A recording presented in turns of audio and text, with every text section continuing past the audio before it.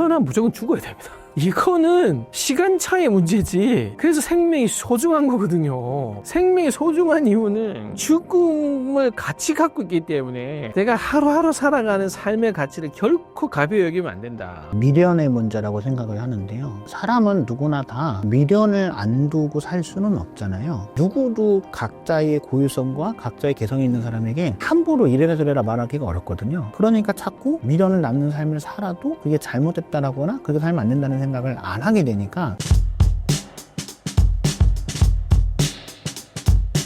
인간은 죽으면 어떻게 되며 사후세계는 정말 있나요? 당연히 이제. 왜냐면 인간이 태어나는 탄생의 과정을 물리적으로만 우리가 알고 있는 거지. 왜 그러면 굳이 인간으로 태어나고? 왜 이 이 지구 우주에 동물은 있고 식물은 있고 이거 다 들어가게 되면 거기서부터 이제 종교적으로 해결할 수 없거든요. 그래서 어떤 생명이 이루어지는 부분도 어떻게 볼 때는 저는 이렇게 이 우주 속에서 이루어지는 부분에 있을 때 그게 종교적 영역, 미지의 영역이라고 저는 보거든요. 굳이 왜 이렇게 만들어져? 굳이 왜 나는 이 부모에 태어나지? 굳이 부모는 왜 내가 저런 딸을 낳았을까? 그거는 이제 불교는 불교 나름대로 해석하고 기독교는 기독교 나름대로 해석을 하는데 그처럼 죽음이라는 것도 결국 육신은 결국 원소로 다 그냥 이 우주에 그냥 어디에나 있는 그냥 원소, 지구 땅의 원소로 그냥 싹 흩어져 버리고 그 사람이 한 생 80년, 70년 그 1년일지라도 수많은 생각과 또 그 마음이라고 하는 곳에서 있었던 그 부분은 정신은 당연히 정신도 에너지가 만들어져 있는데 당연히 그게 그냥 허공에 흩뿌러질 것이다 라고 보진 않죠. 그래서 분명히 이제 또 불교는 그 에너지 기운이 또 다른 생명에 불교는 죽음을 사후 세계로 보지 않아요. 새로운 삶으로 보지. 죽음 곧 태어나며. 그래서 불교는 생사가 하나의 문이라고 이야기해요. 우리가 하나의 문이었는데 들어오는 사람 입장에서는 들어가는 문이고 입구고 나갈 때 이제 출구라고 이름을 바꾸고 똑같은 문이지만 이리로 들어오면 입구, 이리로 나가면 출구. 그래서 한국에서는 죽음을 돌아가셨다고 하잖아요. 돌아갔다 다시 돌아가서 다시 돌아오고. 그래서 죽음을 사후 죽음의 이후의 세계라고 하는 것을 불교는 또 다른 그냥 새로 태어나는 세계로 봅니다. 그게 윤회죠. 태어난 세계가 여러 개의 세상으로 나와 있고 그 여러 개의 세상 중에 인간의 세계도 다시 또 있고 그래서 불교는 순환적 구조 그러니까 죽음 곧 태어남이라고 보기 때문에 그 모든 에너지들 원소와 마음의 에너지들이 또 다른 태어남의 원인이 되어서 새로 태어남의 세계로 가기 때문에 엄밀히 말하면 불교는 사후라는 표현은 살아있는 사람 입장에서 볼 때 뭐냐고 다시 누군가 태어나는 장면이 그분의 사후일 수도 있는 거거든요. 불윤회가 그런 거야. 아기가 태어났어.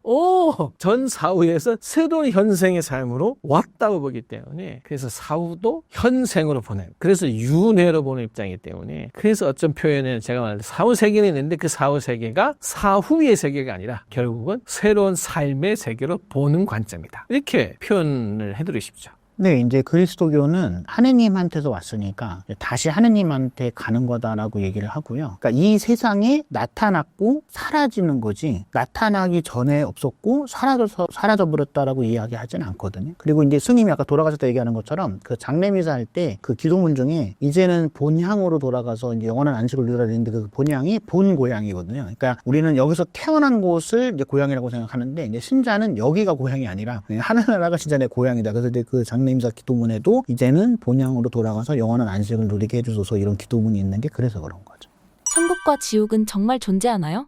천국과 지옥 당연히 있다고 보죠. 그거는 현생에도 있어요. 현생에도 우리가 그렇게 넣을 때 나 내 지옥 같아. 극한의 아픔과 고통. 우리가 현생에 누군가 잘못을 했어요. 바로 받지는 않잖아요. 이게 이제 물리학적으로도 그래요. 양자 물리학의 세계나 작용이 있으면 바로 반작용이 나와야 되는데 작용을 했는데 반작용이 굉장히 뒤에 나올 수도 있어요. 여러 가지 물리 현상 속에서. 그래서 이게 시간차가 굉장히 있어요. 엄청난 시간차에 물리학적으로도 눈에 보면 빛이 바로 서로가 본다 생각하지만 태양에서 오는 빛 여기에 도달하는 시간이 꽤 걸리거든요. 그러니까 지금 우리가 보는 현상은 태양의 최소 뒤에 아주 몇 시간 뒤야 며칠 뒤의 모습일 수도 있거든요. 그런 것처럼 우리 현상에 벌어지는 모든 일들이 우리는 불교의 그 현생의 삶에서 내가 도둑질을 하면 바로 망해야 되는데 도둑질하고도 죽을 때까지 안 망하고 살 수도 있어요. 그렇지만은 그 에너지가 불교는 그런 거야. 네가 잘못된 원인을 이 생에 끝났다고 사라지지 않아. 네가 한번 그 잘못된 원인을 내서 했어. 다들 좋은 원인으로 그것을 네가 상쇄하지 않는 이상 이 잘못된 원인의 에너지는 우리의 본에서 물질이 사라졌다고 하겠지만은 원인에 대한 결과가 반드시 와. 왜? 불교는 다음 생에 바로 있는 거니까. 그 대신 네가 태어날 곳이 어디야? 지옥에 태어나는 거야. 그냥. 그게 지옥에 태어나는 거고 그는 이제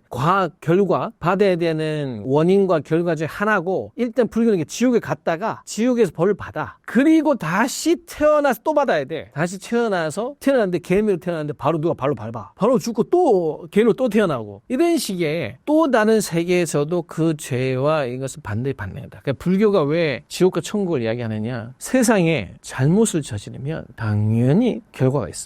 내가 잘못을 저지르면 결과가 있기 때문에 그래서 우리는 실수를 한 뒤에는 참회를 해야 되고 내가 이걸 안 해야지. 그럼 방법이 뭐예요? 좋은 일 계속 더 많이 하려고 해야 되고 잘못을 할 수 있으면 그것을 바로잡기 위해서라도 내가 지금 좋은 일을 할 수 있는 거 누굴 조금이라도 도울 수 있는 수많은 일을 해야 되고 그렇지만 그 인과에 대해 우리가 세상 일이라는 게 잘못했는데 결과가 없다. 그 불교는 그걸 믿잖아요. 모든 것은 원인이 있으면 결과가 있다. 그 원인이 잘못됐기 때문에 잘못된 결과 받아야지 라고 하는 아주 당연한 논리에서 또 있고 그래서 또 불교에서는 수많은 많은 역대 선각자들께서도 깨달으신 분들께서도 부처님으로 경전에도 당연히 그 부분에 대한 인과에 대한 그 모습을 이야기하고 그거를 굳이 표현하면 또 지옥처럼 표현되기도 하고 그래서 현생에서도 바로 다 딜레이 시간차는 있을지라도 반드시 받게 된다라고 하는 논리 속에서 나와 있는 이야기죠.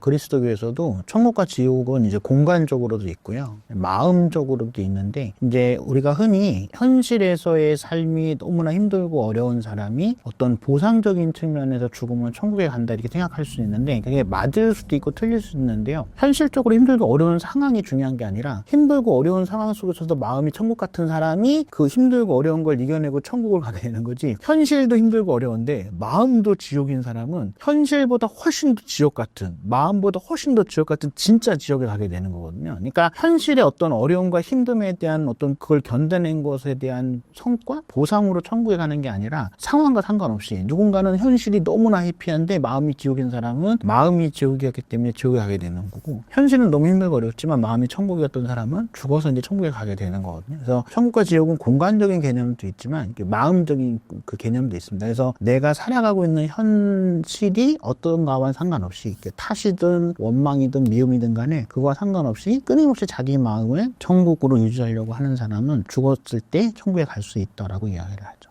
종교를 가지면 죽음이 두렵지 않게 되나요? 저는 이건 이야기했죠. 실제로 많은 죽음을 저는 보고 했을 때 그게 종교인이어서 그런 것보다 당연한 걸 받아들인 거거든요. 태어나면 무조건 죽어야 됩니다. 이거는 시간차의 문제지. 그래서 생명이 소중한 거거든요. 생명이 소중한 이유는 죽음을 같이 갖고 있기 때문에 내가 하루하루 살아가는 삶의 가치를 결코 가벼이 여기면 안 된다. 이게 죽음이 따로 있어서 누군가만 꼭 재수 없는 누군가만 죽음이 오는 게 아니다. 수많은 인연 속에서 시간차는 존재할 뿐이지 누구에게 있죠. 결국은 죽음은 받아들이냐 안 받아들이냐. 그리고 죽음을 받아들인다는 것은 내가 지금까지 이런 삶을 다 내 것은 아니다. 수많은 인연 속에서 내가 이것을 지금 해왔지만 결국 이것은 수많은 사람들과 함께 이루었던 것이고 당연히 나도 이제 그 역할이 이제 어느 정도 다 했을 때는 내가 이 삶 속에서는 잠시 사라지고 또 다른 새로운 삶으로 가야 해. 이제 이런 이야기를 하기 때문에 불교는 이제 윤회를 이야기할 때 이런 거죠. 너가 지금 이 생이 많은 것을 가지고 싶고 못 가졌다고 하더라도 너무 크게 실망하지는 말라. 지금 다 하지 못한 노력 마음이 있더라도 그것을 네 스스로가 그래 이건 내가 열심히 했지만 좀 상황이 있는 것 같아. 그렇지만 나는 또 다음 삶에 왔을 때는 더 잘 살아봐야지. 그래서 지금부터 그 마음을 먹고 생각하면 지금 삶에 대해서 결국 함부로 못 하거든요. 왜냐하면 이 결과, 이 원인을 내가 잘 쌓아놔야 다음 생의 결과가 이 원인이기 때문에 내가 오늘 만약에 계속 불만만 나 인생 이번 생 망했다. 불만만 계속 하면 다음 생이 무슨 원인으로 갑자기 좋아지겠어요. 원인을 불만으로 쌓아놓으면은 결과가 불만으로 오는 거예요. 그래서 그러지 말자. 부족한 게 있을 수 있어도 내가 빨리 이것을 내가 할 수 있는 선에서 빨리 돌리고 받아들이자. 그래서 연세 드신 분, 농부들이 어떤 분 어르신 돌아가실 때 보면은 그래, 아이 내 살 만큼 살았지, 괜찮아. 그리고 그 죽음의 그 순간에 그냥 편하게 주무시다가 받아들인다는 거죠. 아, 당연히 이건 내 삶이 소중한 만큼 죽음도 같이 있었던 거구나. 받아들여서 가신 분이 있고, 내가 지금 이거 얼마나, 내가 지금 쌓아놓은 재산이 얼마인데. 실제로 어떤 분께서, 제가 아시는 장례 지도사 분께서 뭐 빌딩 몇 개씩 갖고 있는 분이 가서 보니까 웅크려 죽으셨대요. 당시 손도 안 펴지고 해서 장신을 풀 때 얼마나 놓기 싫으셨으면 저분은 저랬을까? 다 내 거다 생각하고 하면은 못 놓죠. 근데 이제 불교는 아니 그게 이제 뭐 지금 인연에 의해서 지금 너에게 와 있는 것이지. 결국 너가 사라지는데 네게 어딨니 이게. 결국 그것을 받아들인 분들은 그 죽음의 순간에 편안함을 가기도 하고 그런 모습을 볼 때 그것은 우리가 어떻게 죽음을 생각하고 받아들이냐에 따라서 다르다. 무서움이 드는 이유가 있다는 거야. 안 뺏기려 하거나 안 가고 싶거나 그런 부분이 그 무서움, 안 받아들일 때 생기는 무서움이지 받아들이면 실제로 제가 지켜본 분들은 그 편안함을 결국은 이제 얻으시면서 가시는 모습을 봤을 때 될 수 있다. 죽음을 마냥 준비된 죽음만큼 그 늘 마음속에서 그런 마음을 가진다면은 꼭 무서움과 두려움만으로 만나지는 않을 수 있다. 말씀드리고 싶죠.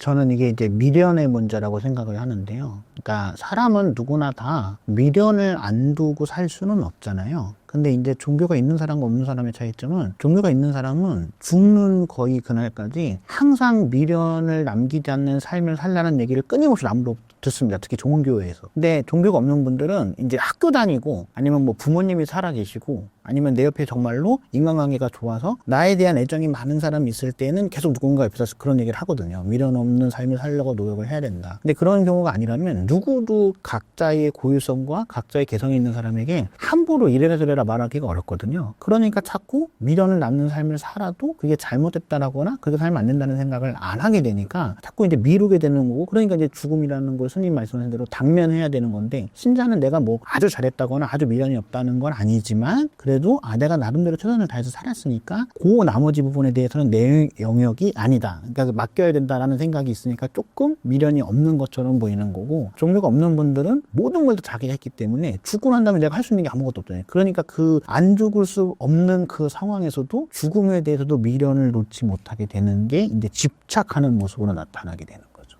신부님과 스님은 가까운 분의 죽음을 어떻게 받아들이시나요? 슬프죠? 그거는 슬픔의 영역은 제가 그분과의 가졌던 기억의 영역이라고 생각해요. 그분과 가진 기억이 많고 추억이 많으면 많을수록 그분의 떠남을 당연하지만 우리는 그 기억 속에서 추억에 있어서의 표현을 그 슬픔이라는 걸 합니다. 저희들도 당연히 슬프고 좀 더 계셨으면 하는 그 모든 마음을 가지지만 단지 이제 그죠? 원망이나 그걸 또 누구 탓을 한다거나 그러진 않으며 슬픔은 저는 슬픔이 결코 나쁘다 생각하지는 않습니다. 그 감사함과 그 수많은 기억과 추억 속에 생각했을 때 받았던 고마움과 감사함이 슬픔으로 나오는 거잖아요. 다른 걸로는 표현할 감정이 별로 없어요. 그래서 슬픔 속에서도 그 슬픔의 밑바탕에는 이제 감사함도 있고. 왜냐면 좀 더 계셨으면 하는 게 싫은 사람 뭐하러 도로 있으라 하겠어요. 알고 보면은 이제 살아생전에 뭐 자식들의 부모하고 뭐 싸울 때도 있고 해도 결국 부모의 제가 장례를 갔을 때 보면은 정말 입관을 하거나 마지막 염을 한 뒤에 얼굴을 덮는 장면에 나왔을 때 안 우는 자식이 없거든요. 그거는 그래 결국은 그 마음 각자 안에서는 때로는 원망도 있고 뭐 바람도 있었을 것이고 하겠지만은 그 밑바닥의 총체적 감정은 결국은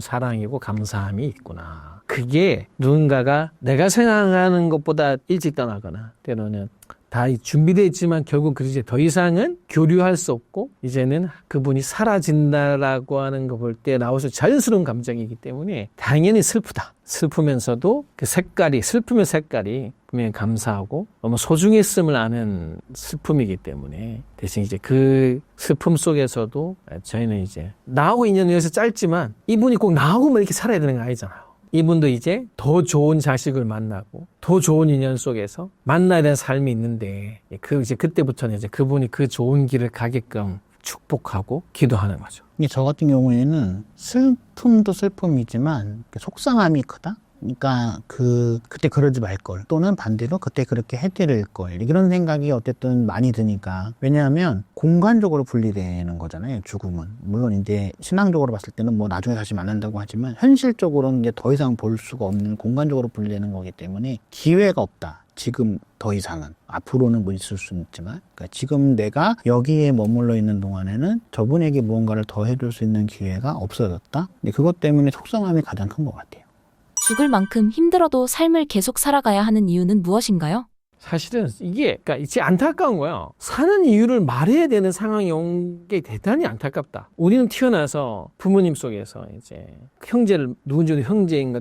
근데 그 형제는 그 시절에 뭐 내가 형제라는 개념이 있든 없든 있으면 좋고, 내가 어머니 품에서 이분이 어머니인지 아닌지도 모르지만 내 생명을 그렇게 해서 최소 한 1, 2년 살았고 뱃속에 10개월 있었고, 그 엄청난 수고로움과 인연과 확률 속에서 내가 생명을 받았는데, 이거를 내가 왜 살아야 되는 이유가 되는 것 자체가, 그럼 안 살아야 되는 상황을 우리가 자꾸 뭔가 만들었다는 거잖아요, 이게. 아니, 삶은 저것도 이유가 있어서 제가 그 온겨울 버텨가지고 피는 건 아니잖아요. 걔한테 너 왜 피냐 그러면, 아니 그럼 뭐 이유가 있어야 돼, 세상이 살아가야 돼. 이 세상은 이유라는 것 자체가 삶인데, 삶 자체가 이유를 당연시 안 받아들인 우리가 문제인 거지. 우리가 왜 이 삶이라는 건, 모두의 삶이 저 들풀처럼 모두의 삶은 태어나면은 그 삶이 고통스럽지 않게끔, 잘 영위되게끔, 그 삶 자체를 소중하게 생각해서 살 수 있게끔 우리가 사는 노력 자체가 그거예요. 우리가 사는 이유가 뭐냐? 사는 이유가 생명 자체를 잘 살게 하려고. 아니 근데 거기에 도대체 무슨 이유를 대야, 얼마나 더 거창한 이유를 대야 도대체 삶의 이유를, 그러니까 이 삶은 이유가 없다. 세상에 삶의 이유를 갖다 붙이는 게 안타까운 거잖아요. 우리도 마찬가지야. 우리도 이 우주의 저 들풀 같은 건데, 세상에 그 들풀 하나에다가 넌 이거 왜 사냐라고 묻고 따지고, 넌 왜 색깔이 노랗니? 이거를 따져가면서 한다는 말이 안 된다. 그래서 삶은 삶 자체가 이유지. 왜?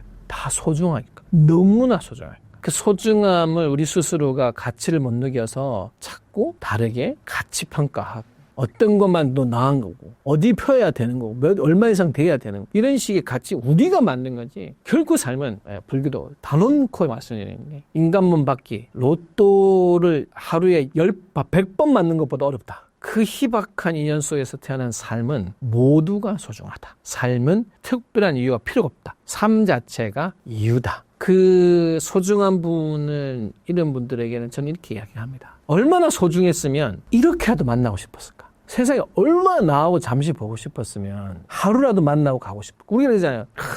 젊은 시절에 우리 드라마도 보면 제발 하루만 더 보게 해주세요. 저 사람 한 번만 만나게 해주세요. 우리 하거든요. 너무 간절하고 보고 싶으면 한 번만 만나게 해달라 하거든요. 그래서 한 번 만난 거예요. 한 번 만난 게 짧을 수 있죠. 네. 그 간절함이었기 때문에. 그래서 저는 때로는 어린 자식을 잃거나 너무 일찍 간 소중한 인연을 만났을 때 특히 이야기를 합니다. 얼마나 소중하고 우리가 얼마나 만나고 싶었으면 이렇게 찰나에라도 만나고 싶었을까. 그러니까 더 이상 욕심 부리지는 말자. 우리가 지켜주지 못한 아픔이라든지 아쉬움은 산 사람의 몫이다. 이제 우리는 그분을, 그 소중한 기억을 내가 대신 한 번, 1초를 만났지만은 평생의 가슴으로 갖고 가는, 그래도 내 마음에 잃어버리지 않는 인연을 가슴에 두고 가는 거니까 그것도 감사한 것, 어떻게 보면. 언제 갔는지도 모르고, 아이고 제발 좀 안 봤으면, 이런 마음 들기 전에 그래도 보고 싶은 마음으로 누군가를 기억하는 기억 저장고를 가졌으니까 그렇게 생각하고, 너무나 소중했기 때문에 짧지만 이렇게 만나고, 나후에는 이제 여기서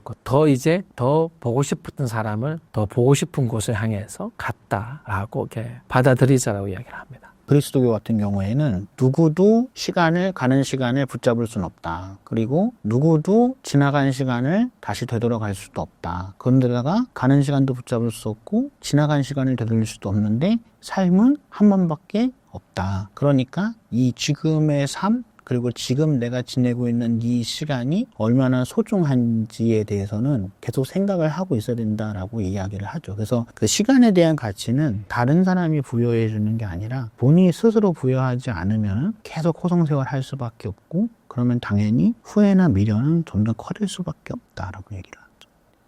신사임당 구독자분들께 한 말씀 해주신다면요? 네, 우리 신사임당 구독자분들께서. 또 이 세상은 참 너무 많은 좋은 지식이 있고요. 내가 알고자 하면은 나는 지금 이걸 어떻게 해야 될까라고 하는 이야기를 들려줄 것이 굉장히 많습니다. 그 이야기를 들려줄 것 중에 또 이 신사임당이 또 여러분들 곁에서는 큰 친구이자 때로는 선생님과 같은 이야기를 들려줄 수 있을 거니까요. 신사임당 많이 또 구독도 하시고요. 여러분들의 마음에 그냥 모르는 거를 그냥 품지 마시고 이렇게 알아보려고 또 들어보려고 하는 마음을 부디 많이 내시기를 바라면서 신사임당 함께 하신 여러분들 모두 행복하시기를 바랍니다. 네, 이제 요즘 시대에는 안 맞는 표현일 수도 있지만, 이제 신사임당의 어떤 현모양처의 어떤 대명사 같은 그런 거잖아요. 근데 현모양처라기보다는 요즘 시대상에 맞게 훌륭한 여성상의 어떤 대표? 그래서 이제 우리나라 최고 고액권에도 신사임상이 있잖아요. 그거는 이제 누가 만들어주는 게 아니라 본인이 스스로 만들어 가는 거고, 그리고 누구든 그렇게 만들 수 있다. 그래서 다른 사람의 어떤 모습에 대해서 부러워만 하는 것보다는 나한테도 충분히 그럴 만한 자질이 있고, 또 나를 도와줄 만한 사람들도 주변에 많이 있으니까 내가 그런 사람이 되도록 계속 노력하시는, 그래서 구독자분들도 그런 삶을 사시기를 바라겠습니다.